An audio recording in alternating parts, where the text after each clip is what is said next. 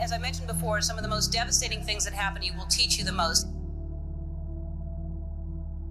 The way I ended up on this path was from a very tragic event.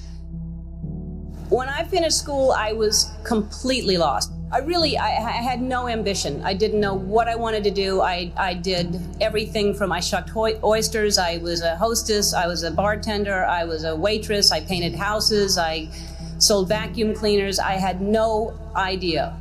My girlfriend had been killed in a car accident, and we were living together at the time.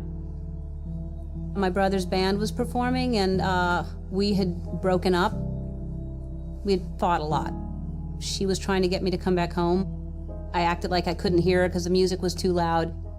I was planning on moving back in. I just was trying to teach her a lesson, and I was staying with some friends.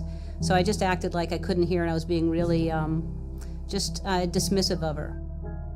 She had left before us, and as we were driving home, we saw a car, and it was split in two, and we heard sirens behind us, so it had just happened. Nobody was there yet, and we just kept going. And I found out shortly after that it was her. And I was living in a basement apartment. I had no money. I had no heat, no air. I had a mattress on the floor, and the apartment was infested with fleas. And I was soul searching. I was like, why is she suddenly gone and there are fleas here? I started this path of stand-up, and it was successful and it was great, but it was hard because I was trying to please everybody, and I had this secret that I was keeping, that I was gay, and I thought if people found out, they wouldn't like me, they wouldn't laugh at me. So at the time you told your dad, he was with, his new wife, mm-hmm. right? And your stepmother. Mm-hmm. And what happened? Well, actually, he told me that he figured it out. I was upset about something, and he kept saying, did you rob a bank? Did you kill somebody? And I kept saying, no, I just don't want to tell you. And finally, I told him, and he told me. And then they asked me to move out of the house. Mm-hmm.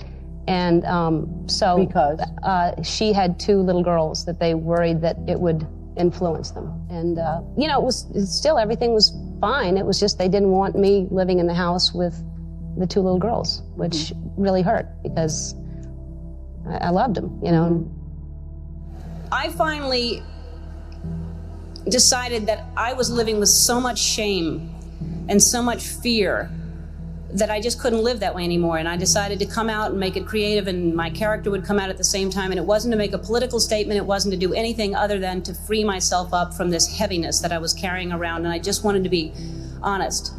And I thought, what's the worst that can happen? I can lose my career. I did. I lost my career. The show was canceled after 6 years without even telling me. I read it in the paper. The phone didn't ring for 3 years. I had no offers. Nobody wanted to touch me at all.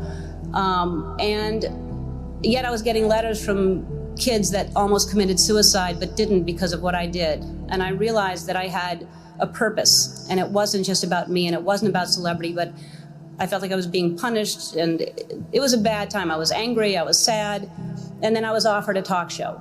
And the people that offered me the talk show tried to sell it, and most stations didn't want to pick it up. Most people didn't want to buy it because they thought nobody would watch me. And really, when I look back on it, I wouldn't change a thing. I mean, it was so important for me to lose everything because I found out what the most important thing is to be true to yourself. And ultimately, that's what's gotten me to this place. I don't live in fear. I'm free. I have no secrets. And I know I'll always be okay because no matter what, I know who I am. For me, the most important thing in your life is to live your life with integrity and not to give in to peer pressure to try to be something that you're not. To live your life as an honest and compassionate person, to contribute in some way.